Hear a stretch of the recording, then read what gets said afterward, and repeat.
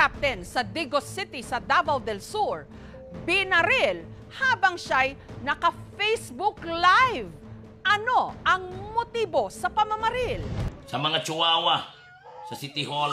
Halos gabi-gabing tinututukan ng mga tiga-barangay 3 de Mayo sa Digos City sa Davao del Sur Unsa jud ay tinuod atong ito? ang Facebook Live ng kanilang barangay captain, si Cap Dodong Bukol. Mga kaigsunan, siyudad sa Digos na Kipnas, Davao del Sur.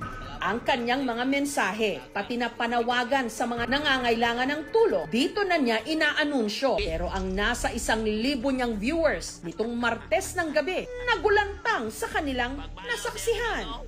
Sa kalagitnaan kasi ng live ni Cap Dodong sa garahe ng kanilang bahay, may lalaking lumapit sa kanya at nag-turn over ng isang pitaka. Anay kwarta na yun. Kinsay tagiyan yun! Pero habang tinitignan ni Cap Dodong ang ID sa loob nito, Yung pulang Lenoba, dating binaba yung Mindanao. bigla na lang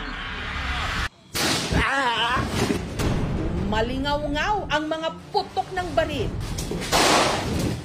Ang mga kasama ni Kapitan nagpulasan.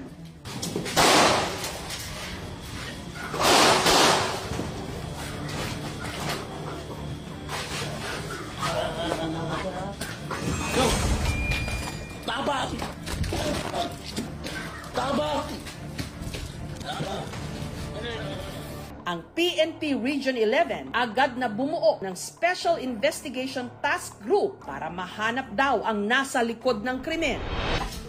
Wala pa talaga kaming nakitang lead as to the identification of the suspect. Baka kasi ang kinakonsider nila yung mga persons being mentioned during his life. We have enumerated different motives. Personal grudge, kasi nga baka na-hurt yung na-mention niya. About on business. Businessman din kasi sila, may manegosyo sila. They are also a shareholder ng small town lottery with regard to the reward. 500,000 for the mastermind and the 500,000 for the shooter. Another thing is 1 million coming from our very own Vice President.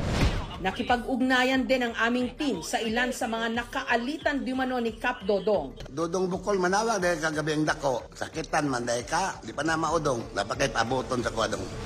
Pero hindi sila nagpaunla.